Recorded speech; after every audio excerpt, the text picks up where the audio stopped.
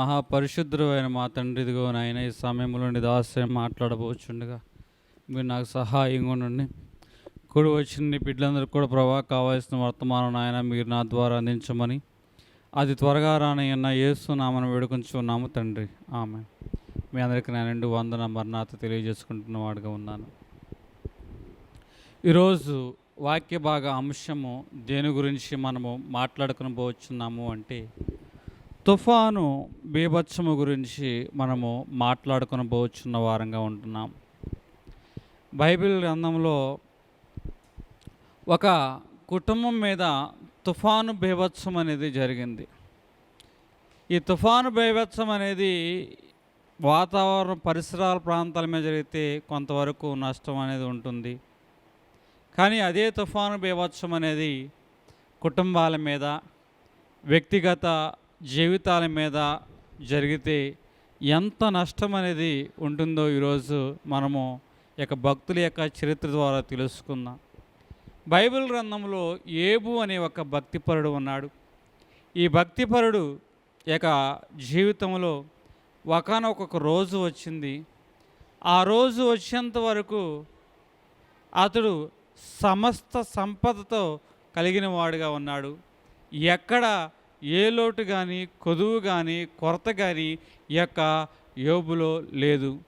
బిడ్డల యొక్క విషయంలో కానీ, ఐశ్వర్యం యొక్క విషయంలో కానీ, సంపద యొక్క విషయంలో కానీ. అలా ఉంటున్న సమయంలో ఒక పనివాడు వచ్చి అంటారు, అయ్యా మన యొక్క మందలను కొంతమంది వచ్చి తోలుకొని వెళ్ళిపోయారు. ఇంకొక పనివాడు వచ్చి, అయ్యా ఒంటెలను కొంతమంది వచ్చి తోలుకొని వెళ్ళిపోయారు. ఇంకొంతమంది వచ్చి, అయ్యా మన యొక్క గొర్రెల మందలు కాలిపోయాయి పిడుగు చేత. మరి ఒకరు వచ్చి అంటూ ఉంటారు, పంటలు దోచుకుని వెళ్ళిపోయారు. మరి ఒకరు వచ్చి అంటూ ఉంటారు, అయ్యా మీ అన్నయ్య గారి ఇంటికి వెళ్ళిన మీ యొక్క కుటుంబం మీదకి ఒకసారి ఒక ఉప్పెన లాంటి ఒక ఉపద్రవం వచ్చింది. కూలిపోవడం ద్వారా, ఆ ఇల్లు కూలిపోవడం ద్వారా అందరూ కూడా మరణించారు అన్న మాట ఒకదాని వెంట ఒకటి ఆ యొక్క యోబు వినవలసి వచ్చింది. ఎంతకన్నా భయంకరమైన తుఫాను బీభత్సం అనేది ఏ కుటుంబంలో కూడా ఉండదు. ఒక వ్యక్తి దేని బట్టి ధైర్యంగా ఉంటాడు? ఆస్తి పోయినాయే, బిడ్డలు ఉన్నారు కదా, భార్య ఉంది కదా, భర్త భార్యను బట్టి బిడ్డలను బట్టి, భార్య భర్తను బట్టి బిడ్డలను బట్టి మనకు శక్తి ఉంది కదా అని ధైర్యం ఉంటుంది. కానీ ఇప్పుడు ఆ భర్త ధైర్యంగా ఉండడానికి కానీ, ఆ భార్య ధైర్యంగా ఉండడానికి కానీ ఇక్కడ ఆస్తి లేరు. వీరిని ధైర్యపరచడానికి ఏ విధమైన సంతానం అనేది వీరికి లేరు. చాలా కుటుంబాల్లో ఇదే జరుగుతుంది. 5 నిమిషాల్లో ఒక కుటుంబంలో తుఫాను బీభత్సం అనేది జరిగింది. ఆ ఇంటి ఇల్లాలు ఆ యొక్క స్కూల్కి వెళ్ళే పిల్లలకి క్యారేజీ కట్టిన తర్వాత ఆమె తన భర్తను పంపించిన తర్వాత ఆ యొక్క కూర సట్టిలో చూసినప్పుడట అక్కడ చనిపోయిన బల్లి అనేది కనపడింది. వెంటనే ఆ భర్త వెళ్ళిపోయే సమయంలో భర్తను కేకవేసి, ఏమండి ఈ యొక్క బిడ్డలు కట్టిన క్యారేజీలో, పొద్దున పూట కట్టిన క్యారేజీలో ఆ యొక్క బల్లి ఉన్నదండి, ఆ కూర దాకలో బల్లి ఉందండి, కాబట్టి మీరు త్వరగా వెళ్ళి ఆ బిడ్డలు అన్నం తినుకోకుండా కాపాడండి అని ఈ యొక్క భర్తకి మధ్యాహ్నం పూట పనికి వెళ్ళేటప్పుడు చెప్తున్నప్పుడు భర్త పని ఆపుకొని త్వరగా వెళుచూ ఉన్నప్పుడు ఏం జరిగిందంటే ఈయన వెళుతున్న స్కూటర్కి యాక్సిడెంట్ అయింది. యాక్సిడెంట్ అయ్యేపాటికి అప్పుడు ఎవరో వచ్చి చెప్పారు, అమ్మా మీ ఆయన గారి యొక్క స్కూటర్కి యాక్సిడెంట్ జరిగింది అయ్యో అని వెళ్ళేపాటికి ఏం జరిగిందంటే వాళ్ళ భర్త గారు యాక్సిడెంట్లో చనిపోయారు. బిడ్డలన్నా బ్రతికించుకుందామని మరలా పరిగెత్తుకుంటూ ఒక వ్యక్తిని పంపించింది. అయ్యా ఇది పరిస్థితి, కాబట్టి స్కూల్కి వెళ్ళి మా బిడ్డలు ఆహారం తినుకోకుండా, క్యారేజీలో ఆహారం ముట్టుకోకుండా నీ వాటిని దూరపరచుకుని ఒక వ్యక్తిని పంపిస్తే ఆ వ్యక్తి వెళ్ళేసరికి ఆ బిడ్డలు ఆహారం తినివేశారు. కాసేపటికి వారు కూడా విషం అనేది ఒంటికి ఎక్కడం వలన వారు చనిపోయారు. ఒక పక్క భర్త చనిపోయాడు, మరి ఒక పక్క 2 బిడ్డలు చనిపోయారు, మరి ఒక పక్క ఈమె తన కుటుంబం కలిగిన ఈ యొక్క గొప్ప తుఫాను గురించి ఆందోళన పడిపోయి ఇంకా నేనెందుకు బ్రతకాలని ఈమె కూడా ఇంటిలో ఉన్న ఆ మిగిలిన సట్టులో ఉన్న ఆ బల్లి విషంతో నిన్న కూర కలుపుకొని తిని చచ్చిపోయింది. ఆ కుటుంబంలో వచ్చిన తుఫాను ఏం చేసిందంటే ఆ కుటుంబం అంతటిని సర్వనాశనం చేసేసింది. అట్లాగే చాలా కుటుంబాల్లో కూడా ఇదే తుఫాను. కొన్ని కుటుంబాల్లో ప్రేమానురాగాల యొక్క విషయంలో మోడిబారిపోవడము, నమ్మకత్వం విషయంలో మోడిబారిపోవడం వలన వారి మధ్య కూడా తుఫాన్లు అనేవి వస్తూ ఉంటాయి. ఏబు యొక్క విషయంలో మనం చూసుకున్నట్లయితే ఏబుకి దేవుడు ఈ యొక్క శోధన తీసుకొచ్చాడు. ఏబు సాతానుడు దేవుడు కలిసి ఏబు యొక్క కుటుంబం మీదకి ఈ శోధన తీసుకొచ్చాడు. కానీ ఈ విషయము ఏబుకు ఎరుగకనే దేవుని మీద అతడు ఆధారపడిన వాడుగా ఉన్నాడు. దేవుని బట్టి ధైర్యం తెచ్చుకున్న వాడుగా ఉన్నాడు. ఏబుకు తెలిస్తే దేవుడే శోధన తీసుకొచ్చాడని ఏబుకు తెలిస్తే ఏమవుతుంది అంటారేమో. ఏబుకు గనక దేవుడే నా మీదకి ఇటువంటి శోధన తీసుకొచ్చాడని తెలిస్తే వెంటనే ఏమేమంటాడో తెలుసా? అయ్యా ఇంకా శోధన తీసుకురా, ఎందుకంటే నువ్వేగా నా మీదకు శోధన తీసుకొచ్చింది, ఖచ్చితంగా నువ్వు నన్ను విడిచిపెట్టేవాడు కాదు, నన్ను విడనాడేవాడు కాదు, నన్ను కాపాడేవాడు, నువ్వు ఎంత శోధన తీసుకొస్తావు అంత శోధన తీసుకురా అనేవాడు. కానీ ఏబుకి ఈ విషయం తెలియదు. దేవుడు ఈ శోధన తీసుకొచ్చాడు, దేవుడు సాతాను తీసుకొచ్చి కలిసి ఈ శోధన తీసుకొచ్చాడు. తెలియకనే అతడు ఆ శోధనను ఎదుర్కొన్నవాడుగా ఉన్నాడు. తెలియకనే ఆ శోధన బట్టి దేవుని మీద ఆధారపడిన వాడుగా ఉన్నాడు. ఇక్కడ అబ్రహాము యొక్క విషయంలో చూసుకున్నట్లయితే ఒక బిడ్డని దేవుడు ఏం చేయమన్నాడంటే ఆ యొక్క దేవునికి బలిగా ఇమ్మన్నాడు. అబ్రహాము కొంచెం విశ్వాసం ఉంది. దేవుడు నాకు వాగ్దానం చేశాడు కదా, దేవుడు చనిపోయినా ఒకవేళ తిరిగి బ్రతికిస్తాడేమో అన్న ఏదో ఒక విశ్వాసం. దేవుడు ఇస్తాడో ఎవడో తర్వాత విషయం, కానీ దేవుని మీద కొంత విశ్వాసం, దేవుడే అడిగాడు దేవుడే ఇస్తాడన్న నమ్మకం కొంత ఉంది కాబట్టి అబ్రహాం ముందుకెళ్ళాడు. కానీ ఏబు యొక్క విషయంలో ఇది కాదు. ఈ శోధన, ఈ యొక్క ఉపద్రవము ఎక్కడి నుంచి వచ్చింది, ఎలాగ బయటపడతాము అన్న విషయము ఏబుకి ఏమాత్రము తెలియదు. అయినా సరే ఏబు దేవుని మీద ఆధారపడిన వాడిగా ఉన్నాడు. ఏబు యొక్క భార్య ఏమంటుంది తెలుసా? ఇంకా ఎందుకయ్యా నీవు దేవుని దృష్టిలో యథార్థంగా ఉంటావు? దేవుణ్ణి దూషించు, చనిపో. భార్య అంటున్న మాటలు 3 మాటలు అంటుంది. ఏమంటుంది? నీ యథార్థతను దేవుని యొక్క దృష్టిలో ఇంకా నువ్వు దేవుని దగ్గర యథార్థంగా ఎందుకు ఉంటావు? మొదటి మాట. దూషించు, రెండో మాట. చనిపో. ఎవరైనా ఈ మాటలు అంటారా? ఏ భార్య అయినా ఈ మాట అంటుందా? నువ్వు యథార్థంగా ఉండవద్దు, అధర్మంగా ఉండు, దూషించు, చనిపో అని ఎవరైనా అంటారా? కానీ ఇక్కడ ఏబు యొక్క భార్య ఈ విధంగా ఏబును శోధించుచూ ఉన్నది. అయినా సరే ఏబు దేవుని వైపు చూచిన వాడుగా ఉన్నాడు. అయ్యా, నీ ఎదుట నా యథార్థతను నేను కాపాడుకున్నవాడుగా ఉన్నాను. ఈరోజు ఏబులాగా నీవు కానీ నేను కానీ దేవుడు మన దగ్గరికి వచ్చినప్పుడు, అయ్యా నాకు ఎంత శోధన వచ్చినా, ఎంత ఉపద్రవం వచ్చినా, ఎంత కరువు వచ్చినా నా యథార్థతను నీ ఎడల నేను కాపాడుకున్నాను ప్రభువా అని నీవు నేను చెప్పగలుగుతామా?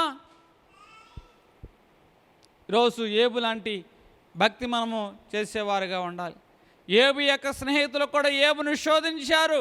ఎంత శోధించినా, ఎన్ని శపించినా తన జన్మమ్మనే శపించిన కానీ ఎన్నడు ఏమి అనడు అని ఒక చరణంలో ఉంటుంది. హితుల తర్కము, సతిదూషణలు ఈ ఏబుకు ఉన్నా సరే ఏబట దేవుణ్ణి ఏం చేశాడంటే గణపరిచిన వాడిగా ఉన్నాడు. ఈరోజు నీవు నేను ఎలాగున్నాం? నీ ఇంటిలో నా ఇంటిలో ఒక తుఫాను బీభత్సం అనేది వచ్చి ఉన్నది. ఈ తుఫాను బీభత్సం వచ్చినప్పుడు ఆ తుఫాను బీభత్సం తట్టుకోవడానికి మనుషుల వైపు చూస్తున్నావా, లేకపోతే ఎవరి వైపు చూస్తున్నావు? ఈరోజు దేవుడు నీతోనే మాట్లాడుతున్నాడు. నువ్వు మనుషుల వైపు కాకోకుండా దేవుని వైపు నీవు చూచేవాడుగా ఉండాలి. బైబిల్ గ్రంథంలో మనం చూసుకున్నట్లయితే ఇక్కడ కొన్ని రకాలైన విషయాలు కనపడుతున్నాయి. ఇక్కడ ఒక దోణి సముద్రం మీద ప్రయాణం చేయించినప్పుడు చిన్న దోణి, పెద్ద సముద్రము. ఈ చిన్నదేమే కొంచెం నీరు వస్తేనే ఆ దోణి తట్టుకోలేదు. కానీ ఆ చిన్న దోణి పెద్ద సముద్రములో ఏం చేస్తుందంటే ఒక గొప్ప తుఫాను ఎదుర్కోవాల్సి వచ్చింది. ఈరోజు చిన్న చిన్న కుటుంబాలు ఉంటున్నాయి, చిన్న చిన్న మనుషులు ఉంటారు, చిన్న చిన్న వ్యక్తిగత జీవితాలు, కుటుంబ జీవితాలు, బిడ్డలు కలిగిన వారు, చిన్న కుటుంబం కలిగిన వారుగా ఉంటారు. ఇప్పుడు ఈ చిన్న కుటుంబం కలిగిన ఈ చిన్న దోణి మీదకి ఏమొచ్చిందంటే పెద్ద తుఫాను వచ్చింది. ఆ దోణిలో ఏముండిపోయినాయి అంటే నీరు నిండిపోయింది. ఇప్పుడు పెద్ద సముద్రము మీద ఈ చిన్ని పడవ ప్రయాణం చేస్తున్నప్పుడు పెద్ద తుఫాను వచ్చి ఇప్పుడు పైనుంచి వచ్చే నీరు, కింద నుంచి వచ్చే నీరు ఈ యొక్క దోణిను, ఈ చిన్ని దోణిను ముంచివేస్తున్నాయి. అట్లాగే మన యొక్క చిన్న కుటుంబాలు, చిన్న బిడ్డలు, అదేవిధంగా మన చిన్న సంసారిక జీవితము, చిన్న ఆర్థిక వనరులు, చిన్న ఆరోగ్యము, ఇవన్నిటినీ కూడా కొన్ని శోధనలు, కొన్ని శ్రమలు, కొన్ని విపత్కరమైన పరిస్థితులు నిన్ను ముంచివేసేవిగా ఉంటాయి. బైబిల్ గ్రంథంలో మనం చూసుకున్నట్లయితే 2 పేతురు రాసిన పత్రిక అపోస్తల కార్యము 27వ అధ్యాయము 15వ వచనంలో చూసుకున్నట్లయితే, పెనుగాలికి ఓడ చిక్కుకొని గాలికి కొట్టుకొని పోయెను. ఇక్కడ పెనుగాలికి ఓడ చిక్కుకొని ఉన్నది. గాలికి ఆ ఓడ ఏమైపోయిందట? కొట్టుకొని పోయినది. ఎంత పెద్ద తుఫాను వచ్చిందో చూసారా? ఆ గాలికి, ఆ పెనుగాలి నుంచి, ఓడ నుంచి తప్పించుకోవడానికి, మన ప్రాణం కాపాడుకోవడానికి ఏం చేశారంటే ఓడలోని సరుకులన్నీ కూడా ఖాళీ చేశారు. ఆ విధంగా ఓడ తేలికవుతుంది. మనము మన యొక్క బ్రతుకును ఎలాగోలా బ్రతకవచ్చు అనుకున్నారు. ఓడలోని విలువైన సరుకునంతా కూడా నీటిలో వేసిన, సముద్రంలో వేసిన వారి మీదకి ఈ ఉప్పిన ప్రభావము, తుఫాను ప్రభావము మరింత అధికముగా అక్కడ అయినది. చివరికి ఓడ బ్రద్దలయ్యే స్థితి వచ్చింది. ఓడలోని సరుకులేమో పడవేశారు. ఆ సూర్యుడు, చంద్రుడు అనే వారికి దూరమై, వెలుగనేది వారికి దూరం అయిపోయింది. కట్టిక చీకటిలో వారు ప్రయాణం చేయవలసి వచ్చింది. గాలి ఆ యొక్క గమ్యము తెలియక, దారి తెలియక, వెళ్ళే రేవేదో తెలియక వారు అనేక చీకటి దినాలలో వారు ప్రయాణం చేయవలసి వచ్చింది. చివరికి ఆ యొక్క ప్రయాణంలో ఓడ కూడా బద్దలైపోయి ఆ చెక్కల మీద, నీటి మీద తేలియాడే స్థితి. ఈరోజు ఒకదాని వెంట ఒకటి నువ్వు నీ జీవితం అనే కుటుంబం అనే పడవ మీదకి శోధన ఎలాగొచ్చిందంటే, ఏదో కొంచెము మనలో ఉన్న ఈ దాన్ని లోపాన్ని తీసివేసుకుంటే ఎలాగోలా బయట కడతామని ఈ లోపాన్ని, ఈ యొక్క అప్పును తీసి ఎట్టగొట్ట బయటికి పడవేస్తాం. ఎట్టగొట్ట తీర్చుకుంటాం అమ్మయ్య అనుకుంటాం. కానీ ఇంతలోనే ఈ శోధన పోయింది అనుకునే లోపులోనే మరలా ఉప్పిన, మరలా గాలి. ఇప్పుడు ఎలాంటిదంటే, ఇప్పుడు వరకు ఆ పడవలో ఉన్న దాన్ని బట్టి, పడవలో ఉన్న బరువును బట్టి ఈ పడవ ముందుకు వెళ్ళదు, భారాన్ని బట్టి ఈ యొక్క దోణి ముందుకు వెళ్ళదు అని భారాన్ని దించుకున్నావు. కానీ ఇప్పుడు ఏం జరిగింది? అసలు ఈ పడవ ముందుకు వెళ్ళడానికి కారణమైన వెలుగే నీకు కనపడదు. ఏ దిక్కుకు వెళ్ళాలో నీకు తెలియదు. కనీసము సూర్యుని వెలుగు కాకపోయినా చంద్రుని వెలుగైనా నీవు ఆశిస్తావు. కానీ ఆ చంద్రుని వెలుగు కూడా ఈ జీవిత తుఫాన్లో కనపడదు. ఈ చంద్రుని వెలుగు లేదు, సూర్యుని వెలుగు లేదు.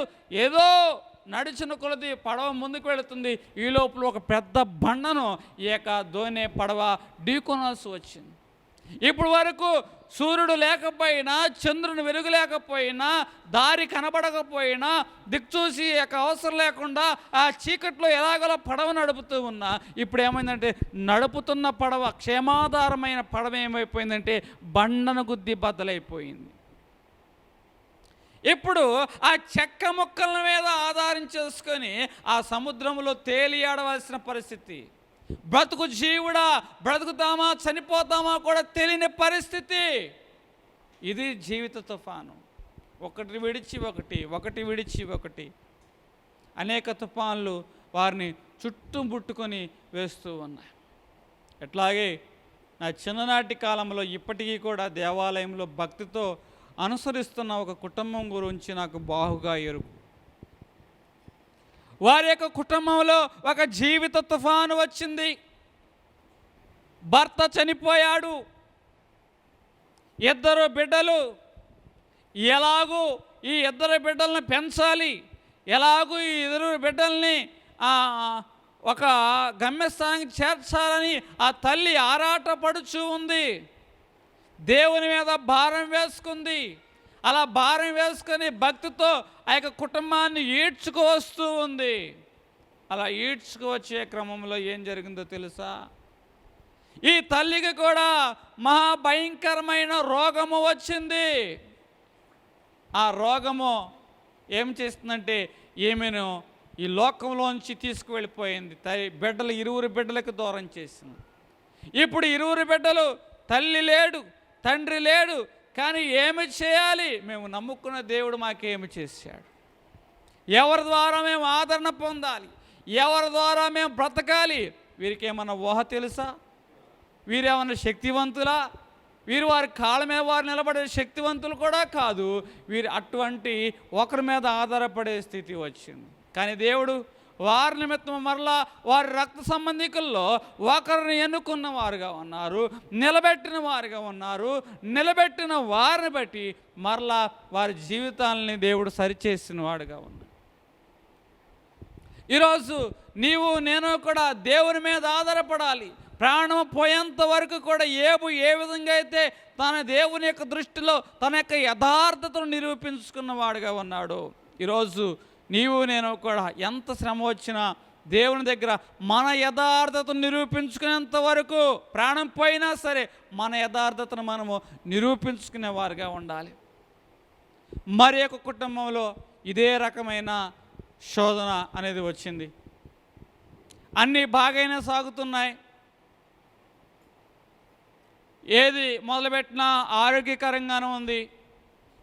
అలా ఆరోగ్యకరంగా ఉన్న పరిస్థితుల్లో ఒక్కసారిగా ఆ కుటుంబ యజమాని చనిపోయాడు. బిడ్డలు చేతికి వచ్చారు, పర్వాలేదు అనుకున్నారు. బిడ్డలు కూడా తండ్రి చూపించిన బాటలో పెడుతున్నప్పుడు ఒక్కసారిగా అనుకోని విపత్తు వారి మీదకి వచ్చింది. ఈ అనుకోని విపత్తు ఏం చేస్తుందంటే, ఇప్పుడు ఆ విపత్తులో వారు ఎలాగ ముందుకు వెళ్ళాలో, ఎలాగ ఏదాలో అర్థం కావటం, ఏదలేనంత భారము వారి మీదకి వచ్చింది. ఎంత ఈదుతున్న గమ్యం అంతకంతకి దూరం పెరిగిపోతుంది. ఈ అప్పుల భారంలో వారు ఈదలేకపోతున్న వారుగా ఉన్నారు. అదే సమయంలో వారి యొక్క జీవితంలో 20 బిడ్డల యొక్క జీవితంలో అనారోగ్యం అనేది విలయతాళం చేసింది. తల్లికి అనారోగ్యం వచ్చింది. ఆ యొక్క సోదరి యొక్క బాధ్యత, వివాహం చేసే బాధ్యత 20 బిడ్డల మీద వచ్చేసింది. ఏమి చేయాలో కూడా అర్థం కాని పరిస్థితి. అయినా సరే వీరు దేవుని మీద భారం వేసుకొని ఈదుచూ ఉన్నారు. అంటున్నారు, ఏమిట్రా మీ శక్తి, మీ యొక్క బలము, మీ యొక్క కష్టార్జితము, మీరు నమ్ముకున్న దేవుని వల్ల నిలవడం లేదు కదా, ఏమిటి మీ భక్తి యొక్క శక్తి అని ఆ 20 బిడ్డల్ని అంటున్నప్పుడు నిజమే కదా అని వారికి అనిపించింది. అయినా సరే దేవుని యొక్క దృష్టిలో మన యొక్క యథార్థతను కోల్పోకూడదు అని 20 కూడా ఏదడం ఆపలేదటండి. వారి శక్తి కొలది, సామర్థ్యం కొలది ఏదడం ప్రారంభించారు. ఒకనొక రోజు వచ్చింది, గమ్యానికి చేరిన వారుగా ఉన్నారు. ఇప్పుడు నీటిలోంచి వారు లేచి గట్టు మీదకి వచ్చిన వారుగా ఉన్నారు. అట్లాగే నీ యొక్క జీవితంలో కూడా ఏదలైనంత ఈతని ఎదురుగా ఉండవచ్చు. ఆ యొక్క గమ్యము చాలా దూరం అయిపోయి ఉండవచ్చు. అయితే దేవుడు నీతో చెప్తున్నాడు, నీ శక్తి కొలది, సామర్థ్యం కొలది నువ్వు ఈదుతూనే ఉండాలి. దేవుని యొక్క దృష్టిలో నీ యొక్క యథార్థతను కాపాడుకుంటూ ముందుకు వెళ్ళినట్లయితే ఖచ్చితంగా ఏబు తన యొక్క జీవితంలో తన యొక్క యథార్థతను కాపాడుకుంటూ ముందుకు వెళ్ళాడు. ఇక్కడ అపోస్తలుడైన పౌలు యొక్క జీవితంలో కూడా ఇదే జరిగింది. వాడలోని వాటన్నిటినీ ఖాళీ చేశారు. ఇప్పుడు జీవితాలు ఖాళీ అయిపోయినవి. వాడకి ఆ వెలుగిచ్చేది పోయింది. ఇప్పుడు వాడ బద్దలైపోయింది. బద్దలైన చెక్కల మీద వారు జీవనం కొనసాగించారు. ఒకానొక రోజు వచ్చింది, నిరీక్షణ కోల్పోలేదు, ఆ చెక్కనే ఆధారం చేసుకున్నారు. ఒక్కనొక రోజు వచ్చింది. ఆ రోజు ఏం చేసి తెలుసా, ఆ బద్దలైపోయిన ఓడ చెక్కల ద్వారా దేవుడు ఒక రేవుకు నడిపించాడు. ఈరోజు ఏ బద్దలైపోయినా ఆ యొక్క కుటుంబ పరిస్థితుల మధ్య జీవనం కొనసాగిస్తున్నావో నాకు తెలీదు. ఓ సహోదరుడు, ఆ సోదరి, దేవుడు నీతోనే మాట్లాడుతున్నాడు. నీకు ఏదైతే ఆధారంగా ఉందో ఆ ఆధారం చేసుకుని నువ్వు వదలవద్దు, ప్రయత్నం మానవద్దు. అంతం వరకు నువ్వు నమ్మకంగా దేవుని వైపు చూడు, ఖచ్చితంగా దేవుడిని ఏం చేస్తాడంటే ఒక క్షేమకరమైన స్థితిలో నిలుపుతాడు. ఇక్కడ బైబిల్ గ్రంథంలో మనం చూసుకున్నట్లయితే యోబు 30వ అధ్యాయము 22వ వచనంలో, గాలి చేత నన్ను లేవనెత్తి దాని మీద నన్ను కట్టుకొని పోబోవచ్చున్నావు, తుఫాను చేత నన్ను హరించి వేయుచున్నావు. చూసారా ఎంత బాధగా ఉంటున్నాడు. తుఫాను చేత నన్ను హరించి వేయుచున్నాడు.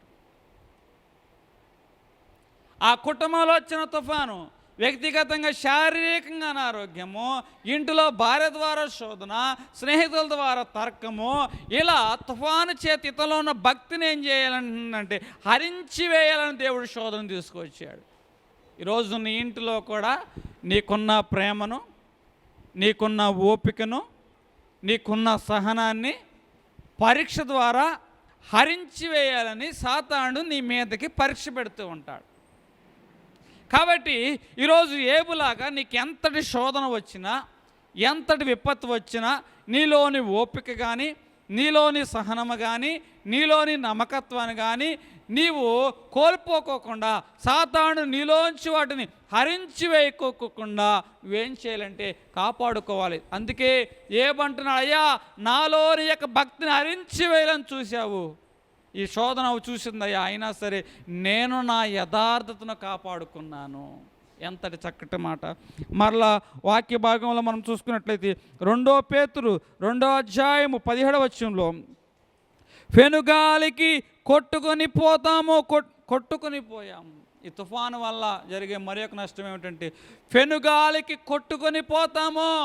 అంటే ఇక్కడ నీకు సహాయం చేసేవారు ఎవరు ఉండరు, నిన్ను ఆదుకునేవారు ఎవరు ఉండరు, నువ్వు బలముగా ఆధారం చేసుకునేది ఏది ఉండదు. ఇక్కడ ఏది ఆధారం చేసుకున్న దాన్ని కూడా ఇదేమవుతుందంటే ఈ పెనుగాలి ఏం చేస్తుంది, కొట్టుకొని పోయేలాగా చేస్తుంది. ఇక్కడ ఎవరిని ఆధారం చేసుకోవడానికి ఇక్కడ కుదరదు. ఈ పేతురు పెనుగాలికి కొట్టుకొని పోయేలాగా ఉన్నాడు. అయినా సరే దేవుని మీద ఇతడు చూచిన వాడిగా ఉన్నాడు. మరి యొక్క సందర్భంలో మనము చూసుకున్నట్లయితే సామెతలు 1వ అధ్యాయము 27వ వచనంలో మనం చూసుకున్నట్లయితే ఇక్కడ ఈ భయము మీదకి తుఫాను వలె వచ్చుచూ ఉన్నది. ఏమన్నాడండి? భయమట అతని మీదకి తుఫాను వలె వచ్చి ఉన్నది. మొదట తుఫాను రావడం వలన కొట్టుకుని పోయేవారుగా ఉంటాం. తుఫాను రావడం వలన మనలో ఉన్న ఆకాస్త ప్రేమ, ఆకాస్త భక్తి, ఆకాస్త విశ్వాసము హరించి వేసేదిగా ఉంటుంది. ఇప్పుడు ఈ తుఫాను రావడం వలన మనలో ఏమేస్తుందంటే భయము. మనలో ఈ భయం వస్తుంది. ఇక మనము లేవగలుగుతామా, తిరిగి కోలుకోగలుగుతామా, మరలా యథాస్థితిని మనము నడవగలుగుతాము. కరోనా వచ్చింది. కరోనా వల్ల అందరికీ ఎందుకంటే భయము, రోగాన్ని బట్టి భయం ఎందుకు వచ్చిందంటే ఈ యొక్క కరోనా వలన రావడం లేదు, చేయలేకపోతున్నాం, జబ్బు వస్తే మనం అనారోగ్యవంతులైపోతాం అన్న భయము మనకి. ఇది ఒక తుఫాను. ఈ తుఫాను వలన, ఈ భయం వలన మనం ఏమీ చేయలేని చేతగాని వారంగా ఉంటున్నాము, శక్తిహీనులు అయిపోయాము. అయితే ఇక్కడ వాక్య భాగం అదే చెప్తుంది. ఇక్కడ తుఫాను వలన ఏమొస్తుందంట? భయము. తర్వాత యోబు 9వ అధ్యాయము 17వ వచనంలో, పెనుగాలి చేత నన్ను నలగగొట్టుచున్నాడు. ఏముందంటే ఇందాడేమో మొదటేమో హరించి వేస్తాడు ఈ తుఫాను వలన, 2 కొట్టుకొని పోతాం, 3 భయం అనేది వస్తుంది, 4వది ఇక్కడ ఏమని చెప్తున్నాడు యోబు? పెనుగాలి చేత నన్ను నలగగొట్టి ఉన్నావు. తుఫాను ఎంతటి భయంకరంతో తెలుసా? అది నన్ను మనల్ని నలగగొట్టేస్తుంది. ఒక కుటుంబంలో ఒక తుఫాను వచ్చింది. ఈ తుఫాను వలన ఆ తల్లి బిడ్డకు చెప్పలేక, భర్తకు చెప్పలేక, బిడ్డ మధ్య భర్త మధ్య నలిగిపోతూ ఉంది. ఈ కుటుంబంలో వచ్చిన ఈ తుఫాను ఏమి చేస్తుందంటే ఈ తల్లికి నలగగొడుచు ఉన్నది. అట్లాగే ఈ కుటుంబంలో వచ్చిన ఈ తుఫాను వలన ఈ యొక్క తండ్రికి అతడు నలగగొట్టబడుచున్నాడు బిడ్డలను బట్టి. అట్లాగే కొన్ని కుటుంబాల్లో తుఫాను బట్టి ఆ యొక్క భార్యాభర్తలు నలగగొట్టబడుచు ఉన్నవారుగా ఉన్నారు. ఎంతటి భయంకరమైన విపత్తు చూశారా? ఈ తుఫాను వల్ల మనలో ఉన్న ప్రేమ హరించిపోతుంది, నమ్మకం హరించిపోతుంది, విశ్వాసం హరించిపోతుంది. తరువాత మనము చూసుకున్నట్లయితే ఈ తుఫాను ఏమి చేస్తుందంటే ఆ ఓడను బ్రద్దలు చేస్తుంది, అంటే మొక్కలు చేస్తుంది. ఈ తుఫాను ఆ యొక్క కుటుంబాన్నే కానీ, ఆ వ్యక్తుల మధ్య ఉన్న సంబంధాలనే కానీ, ప్రేమనే కానీ, అనురాగాన్నే కానీ, ఆప్యాయతనే కానీ ఏం చేస్తుందంటే మొక్కలు చేస్తుంది. తుఫాను బీభత్సము ఏ విధంగా ఉంటుంది? ఒక ఇంటిలో తన భర్తను ఎంతగానో ప్రేమించు ఉన్నది. ప్రేమించున్న భర్త ఒకసారిగా చనిపోయాడు. చనిపోయిన తర్వాత భర్త ముందు పడి ఏడవాలో, లేకపోతే అదే సందర్భంలో భర్త చేసిన అప్పును బట్టి ఇరువురి బిడ్డల్ని కూడా ఈ యొక్క యజమాని ఏం చేస్తానంటే బానిసలుగా తీసుకెళ్ళిపోతాను అంటున్నాడు. భర్త ఇంకా ఆ యొక్క శవము కాటికి వెళ్ళక క్రితమే ఇరువురు బిడ్డలని కూడా తీసుకువెళ్ళిపోతా అంటున్నాడు.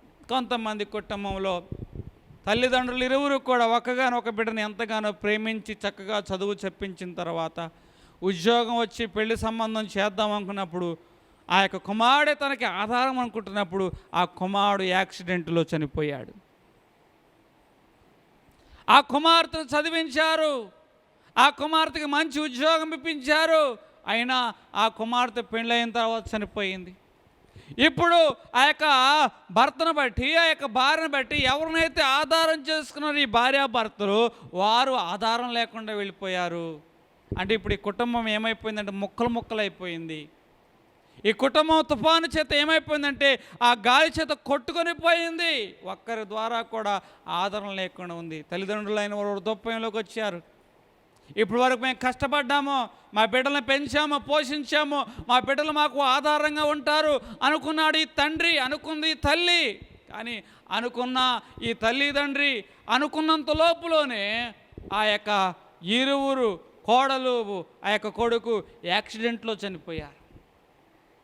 వృద్ధాప్యంలోకి వచ్చారు. వృద్ధాప్యంలోకి వచ్చిన ఈ కుటుంబం మీదకి ఏం జరిగిందో తెలుసా? ఇప్పుడు ఆ బిడ్డలకి, కొడుకుకి, కోడలకి కలిగిన సంతానాన్ని పోషించి మరి యొక్క కుటుంబంలో జరిగిన యథార్థ గాథ. మంచిగా సంపాదించుకున్నారు, మా కుటుంబానికి ఏ కొదువ లేదు, పొలము ఉన్నవి, ఆస్తి ఉన్నది అనుకున్నారు. అనుకోని విధముగా కుమారుడు చనిపోయాడు. అనుకోని విధముగా కోడలు అనారోగ్యం పాలైపోయింది. ఇరువురు బిడ్డల్ని ఎలాగో చదివించాలని ఆ యొక్క తాత, ఆ యొక్క తల్లి, ఆ యొక్క తండ్రి తపనపడుచున్న తాత, అమ్మమ్మ, ఆ యొక్క తాతగారు ఆ ప్రయాసపడుచున్నప్పుడు ఇంతలోనే ఆ యొక్క ఇంటి యజమాని, ఆ ఇంటి పెద్దకి ఏమొచ్చిందంటే అనారోగ్యం వచ్చేసింది. ఒక పక్కేమో కుమారుడు చనిపోయాడు, మరి ఒక పక్కేమో కోడలకు అనారోగ్యం వచ్చింది, మరి ఒక పక్కేమో భర్త అనారోగ్యం పాలయ్యి ఆ యొక్క కాలు ఇబ్బంది పడి మంచం మీద పడిపోయాడు. ఇరువురు బిడ్డల్ని ఎలాగ ముందుకు వెళ్ళాలి? ఈ జీవితంలో వచ్చిన తుఫాను ఇది. ఏమి చేయాలి? ఎలాగూ ముందుకు వెళ్ళాలి? అందరూ అనుకున్నారు, ఏండ్రుండు డబ్బా తీసుకొచ్చి చచ్చిపోదాం అనుకున్నారు. కానీ మనమైతే జీవితం చూసాం. ముక్కుపచ్చల వారిని ఎందుకు చంపుతాం? వారికి ఎచ్చోపుచ్చో మనం ఒక జీవంగా, శరీరంగా కనబడదామో, పని చేయకపోయినా వారు ఎదుట ఉండాలి, అట్లా నిలబెడదామని మరలా ఆ ఇంటి యజమానురాలు ప్రయాసపడింది. ఇప్పుడు కోడలకు ఆరోగ్యం కుదుటపడింది, భర్తకి ఆరోగ్యం కుదుటపడింది. ఇరువురు మనవాళ్ళు చక్కగా చదువుకుంటున్న వారుగా ఉన్నారు. ఇప్పుడు వారి ఇంటిలో వచ్చిన తుఫాను యొక్క బీభత్సమ సమస్య పోయి కొంచెం ఇప్పుడే తేరుకుంటున్న వారుగా ఉన్నారు. తుఫాను బీభత్సం ఏ విధంగా ఉంటుంది? అది ఎలాగుంటుందంటే, ఇంకా ఎందుకు ఈ బ్రతుకు, చనిపోదాము అన్నంత స్థాయికి. అయితే ఈ తుఫాను బీభత్సం అనేది మనకి మీదకి ఎందుకు వస్తుందంటే, దేవుని యొక్క మాట వినకపోవటం వలన. ఈరోజు నీవు దేవుని యొక్క మాట విననివాడిగా ఉన్నావేమో. అయితే నీ మీదకి ఖచ్చితంగా ఏమి వస్తుందంటే, తుఫాను బీభత్సం అనేది వస్తూ ఉంటుంది. 2, విశ్వాసములో నీవు జారిపోవటం వలన. 3, దేవుని యొక్క చిత్తం ఏమిటో నువ్వు తెలుసుకోకపోవటం వలన. ఎంతమంది దేవుని యొక్క విషయాల్లో జారిపోతున్నారు, దేవునికి దూరం అయిపోతున్నారు. యోనా దేవునికి దూరం అయిపోయాడు కాబట్టి యోనా యొక్క ప్రయాణించే ఓడ మీదకి గొప్ప తుఫాను వచ్చింది. ఆ దేవుని యొక్క చిత్తం ఏమిటో ఎరగకపోయాడు కాబట్టి అతడు సముద్రంలో పడవేయబడిన వాడుగా ఉన్నాడు. ఈరోజు భక్తి విషయంలో దారిపోవద్దు, ప్రేమ విషయంలో నీవు జారిపోయేవాడుగా ఉండకూడదు, విశ్వాస విషయంలో నీవు జారిపోయేవాడుగా ఉండకూడదు.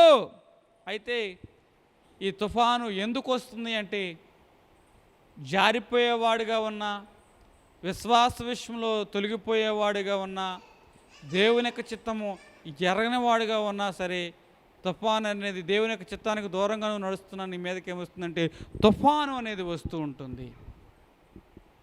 అయితే ఈ తుఫాను నుంచి మనము కోలుకోగలుగుతామా? ఈ జీవితంలో వచ్చిన తుఫాను మీద గురించి, ఆ తుఫాను ద్వారా మనము కోలుకోగలుగుతామా అంటే ఖచ్చితంగా మనము కోలుకోగలుగుతాము.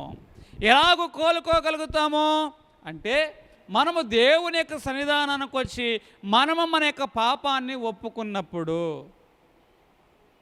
ఆ యొక్క దావీదు యొక్క జీవితంలో ఒక గొప్ప తుఫాను వచ్చింది. ఎంతటి తుఫాను? సొంత బిడ్డే చంపాలని చూస్తున్నాడు. చేసిన పాపం ఇతన్ని గడ్డి తినేలాగా చేసింది.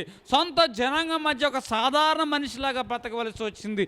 అడవుల్లో, అరణ్యాల మధ్య, క్రూర జంతువుల మధ్య బిక్కుమంటూ తిరుగుతూ ఉన్నాడు. నాతాను యొక్క ప్రవక్త యొక్క గద్దింపును బట్టి తన యొక్క పాపాన్ని ఈ యొక్క దావీదు ఒప్పుకున్నవాడుగా ఉన్నాడు. పాపానికి దూరంగా పారిపోయాడు. ఇప్పుడు బైబిల్ గ్రంథంలో యోసేపు అనే వ్యక్తి కనపడుతున్నాడు, యవ్వనస్తుడు. అయితే ఒక స్త్రీ పాపానికి ప్రేరేపించినప్పుడు పాపానికి దూరంగా అతడు పారిపోయిన వాడుగా ఉన్నాడు. ఈరోజు మనము పాపానికి దూరంగా ఉండడం వలన తుఫాను నుంచి మనము కోలుకునే వారంగా ఉంటాము. బిల్లీ గ్రామ్ గారు ఒక సందర్భంలో ఏం చెప్పారు అంటే, ఒక కథ చెప్పారు. ఒక కాపరి తనకు కలిగిన మందను తోలుకు వెళ్తున్నప్పుడు ఆ మందలో ఒకటి ఏముందంటే గొర్రె ఉన్నది, ఒకటి పంది ఉన్నది. ఇవి అనుకోకుండా ఒక బురద గుంటను దాటి వెళ్ళవలసి వచ్చినప్పుడు ఏం జరిగినాయి అంటే, గొర్రెమో ఆ బురద గుంటలో పడిపోయింది. మరలా వెంటనే లేచి ఏం చేసిందంటే ఆ యొక్క తన మీద పడిన బురదనట్ట దులుపుకుంటుంది. కానీ పందేమో అదే బురదలో డొలుచు సంతోషించు ఉన్నది. ఇక్కడ ఈ కాపరి చెబుతున్న మాట ఏమిటి అంటే, రెండిటికి కాపరి ఒకటే, కానీ ఒక దాని యొక్క బుద్ధి ఒకలాగా ఉంది, మరొక దాని యొక్క బుద్ధి మరొకలా. ఒకటేమో తన కంటిన బురద దులుపుకోవాలని చూస్తుంది, మరొకటేమో ఆ బురదలో సంతోషించాలని చూస్తుంది. పాపం అనేది ఒక బురద కాబట్టి ఒక గొర్రెలాగా నువ్వేమి చేయాలంటే, నీకు అంటిన బురద నువ్వేమి చేయాలంటే దులుపుకోవాలి. ఆ యొక్క యోసేపు మీదకి ఒక బురద వచ్చింది. వెంటనే ఏం చేశాడంటే తన యొక్క వస్త్రాన్ని అక్కడ విడిచిపెట్టేసి దూరంగా వెళ్ళిపోయాడు. కాబట్టి పాపానికి దూరంగా వెళ్ళాడు కాబట్టి అతని యొక్క మీదకి, జీవితం మీదకి ఎంత తుఫాను వచ్చినా ఆ తుఫాన్ని యోసేపు తట్టుకున్నవాడుగా ఉన్నాడు. పాపం చేశాడు కానీ పాపాన్ని ఒప్పుకున్నాడు కాబట్టి ఆ యొక్క దావీదు ఆ యొక్క జీవితంలో వచ్చిన తుఫాను నుంచి తట్టుకుని మరలా సింహాసనం మీద దేవుడు కూర్చోబెట్టిన వాడిగా ఉన్నాడు. ఈరోజు నువ్వు నేను నీ పాపాన్ని, నా పాపాన్ని, మనందరి పాపాన్ని దేవుని యొక్క సన్నిధానంలో ఒప్పుకునేవారుగా ఉండాలి. 2, పశ్చాత్తాప మనసు నీలో నాలో పుట్టాలి. ఒక స్త్రీ దేవుని యొక్క సన్నిధానానికి వచ్చింది. ఆమెకి పొడవాటి కురులు ఉన్నవి, కానీ ఈ కురులు చేత ఎంతమందిని ఆకర్షించిందో మనకైతే తెలియదు. కానీ అదే కురుల చేత యేసుక్రీస్తు ప్రభువారి యొక్క పాదాలు తుడిచింది, కన్నీటితో పాదాలు తుడిచింది, కన్నీటితో పాదాలు కడిగట ఆ యొక్క కురులతో తుడిచిందట. ఆ విధముగా ఆ స్త్రీ దేవుని యొక్క సన్నిధానంలో తన యొక్క పాపం విషయమై, దోషం విషయమై పశ్చాత్తాపడినటువంటి స్త్రీగా కనబడుచు ఉన్నది.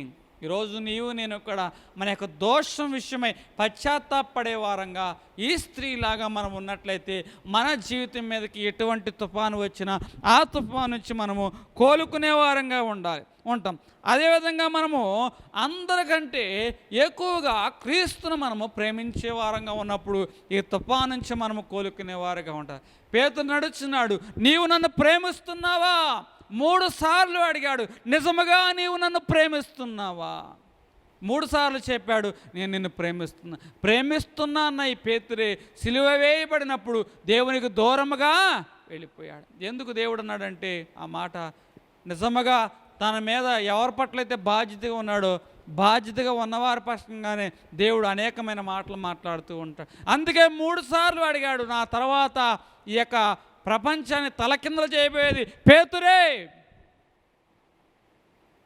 దేవుడిని నిజంగా ప్రేమించాడు కాబట్టి, తన తప్పుని తెలుసుకున్నాడు కాబట్టి మరలా క్రీస్తు ప్రేమను ప్రకటించడం మొదలుపెట్టాడు. పేతురు నడుచుకుంటూ వెళితే ఆయన యొక్క నీడ ద్వారా 3000 మంది ఒక్కరోజే ఒక్క సమయంలోనే స్వస్థత అనేది వారు పొందిన వారుగా ఉన్నారు. ప్రపంచాన్ని తలకిందులు చేశాడు పేతురు తన యొక్క సువార్త ద్వారా. ఇప్పుడు అదే పేతురు అన్నాడు, ఆయన్నైతే ఇలాగూ సిలువ వేశారు, నన్నైతే తలకిందులుగా వేసి సిలువ వేయండి. నిజంగా క్రీస్తును గనక మనం ప్రేమించినట్లయితే మన జీవితం మీదకి ఎంతటి గొప్ప తుఫాను వచ్చినా మనం క్రీస్తు కొరకు వాడబడే వారంగా ఉంటాం. తర్వాత మనము మన యొక్క జీవితంలో వచ్చిన తుఫాను నుంచి కోలుకునే వారుగా ఉండాలంటే రూపాంతర అనుభవం అనేది మనలోకి రావాలి. ఈరోజు నిజంగా నీ జీవితంలో తుఫాను వచ్చిందంటే అది మన యొక్క పాపం వలన, దోషం వలన కావచ్చు. అయితే ఆ పాపాన్ని, దోషాన్ని బట్టి మనం అలాగే ఉండిపోకోకుండా రూపాంతర అనుభవంలోకి రావాలి. మొదట దేవుని నమ్ముకున్నప్పుడు ఎలాంటి భక్తి, ఎలాంటి ప్రేమ, ఎలాంటి విశ్వాసం కలిగానో, శోధన వచ్చేవాడికి ఎలాంటి అపనమ్మిక, ఎలాంటి అవిశ్వాసము దైవజనుల పట్ల, దేవుని పట్ల నీకు వచ్చింది. అయితే ఇక్కడ గొంగళి పురుగు కనబడుతుంది. ఈ గొంగళి పురుగు తన యొక్క జీవితాన్ని బట్టి ఎంతగానో తన మీద తానికే అసహ్యం వేసింది. కానీ ఈ గొంగళి పురుగు ఎప్పుడైతే ఆ యొక్క గూటిలోకి వెళ్ళిందో 21 రోజుల తర్వాత రూపాంతర అనుభవం పొంది ఇది సీతాకోకచిలకగా మార్చబడింది. మొదట దీని యొక్క జీవితము అందరి చేత అసహించుకునే జీవితము, ఇప్పుడు దీని యొక్క జీవితము అందరూ ఇష్టపడే జీవితము. చూసారా, ఇక్కడ ఈ యొక్క సీతాకోకచిలక యొక్క జీవితంలోకి ఏ విధమైన ఆ ప్రశాంతమైన వాతావరణం వచ్చిందో. గొంగళ పురుగు రూపాంతర అనుభవం పొంది సీతాకోకచిలకగా వచ్చింది కాబట్టి ఈ గొంగళ పురుగు మీదకి వచ్చిన తుఫాను నుంచి ఇది ఏం చేయిందంటే కోలుకోగలిగింది. రూపాంతర అనుభవం అనేది రావాలి. దేవుని యొక్క చిత్తాన్ని నువ్వు ఎరిగేవాడుగా ఉండాలి. చివరిగా ఈ తుఫానులోంచి మనం కోరుకోవాలంటే, ఇదిగో నేను దేవుని చిత్తానికి వ్యతిరేకంగా వెళుచున్నాను కాబట్టి ఈ యొక్క ఓడ మీదకి గొప్ప తుఫాను, దేవుని యొక్క చిత్తానికి వ్యతిరేకంగా వెళుతున్నాను కాబట్టి చీటీ వేసినా నా మీదకి వచ్చింది అని యోనా దేవుని చిత్తాన్ని తెలుసుకున్నవాడుగా ఉన్నాడు. కాబట్టి ఇప్పుడు దేవుని చిత్తానికి వ్యతిరేకంగా వెళ్ళడం మానేశాడు.